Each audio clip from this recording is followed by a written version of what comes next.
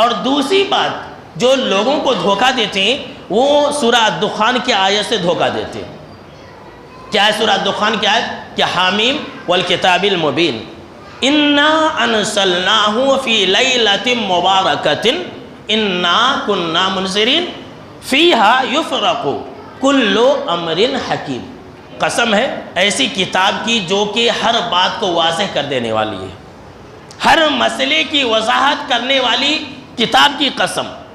ہم نے اس کتاب کو مبارک رات میں نازل کیا جس رات میں فیہا یفرق کل امر حکیم، ہر معاملے کا فیصلہ کیا جاتا ہے. اب اس آیت کی روشنی میں یہ کہتے ہیں کہ فلاں صحابی نے، حضرت اکرمہ نے، فلاں نے یہ کہا کہ مبارک رات سے مراد شب برات کی رات. کہتے کہ نہیں کہتے؟ کتنا جھوٹ ہے دیکھیے، اور جھوٹ بولنے والوں کے اوپر اللہ کی لعنت ہو. لوگوں کو کتنا گمراہ کرتے ہیں. اب یہ مبارک رات میں اللہ نے قرآن مجید کو نازل کیا جس میں فیصلے کیے جاتے ہیں. اللہ نے خود یہ بیان فرما دیا ہے کہ یہ مبارک رات کون سی ہے. یہ مبارک رات کا نام بھی اللہ نے ڈکلیئر کر دیا ہے. اللہ نے واضح طور پر لکھ دیا ہے کہ مبارک رات سے مراد کیا ہے. اللہ نے قرآن مجید کو مبارک رات میں نازل کیا، تو مبارک رات سے مراد کون سی ہے؟ انا انزلناہ فی لیلۃ القدر.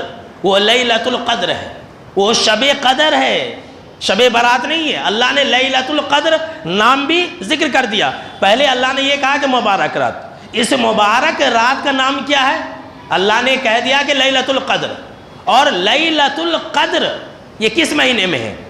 شعبان میں ہے، محرم میں ہے، رجب میں ہے. کس مہینے میں آتی ہے؟ رمضان کے مہینے میں. سب کو معلوم ہے. اللہ نے اس کا بھی ذکر کر دیا کہ شہر رمضان الذی انزل فیہ القرآن، کہ رمضان کا مہینہ یہ وہ مہینہ ہے جس میں قرآن نازل کیا گیا. بات کتنی واضح ہے. لیکن اپنی بدعت کی دکان کو چلانے کے لیے، اپنی بدعت کی دکان اور فیکٹریوں کو چلانے کے لیے لوگوں کو گمراہ کرتے ہیں اور کہتے ہیں کہ فلاں صحابی نے، فلاں مفسر نے، فلاں تفسیر کی کتابوں کے اندر یہ بات لکھی ہوئی ہے کہ شب برات کی رات میں رزق کا فیصلہ ہوتا ہے، تم زیادہ صدقہ و خیرات کرو، تم جو ہے یہ کرو وہ کرو. لوگوں کو گمراہ کرتے ہیں. یہ بالکل جھوٹی بات ہے میرے دوستو.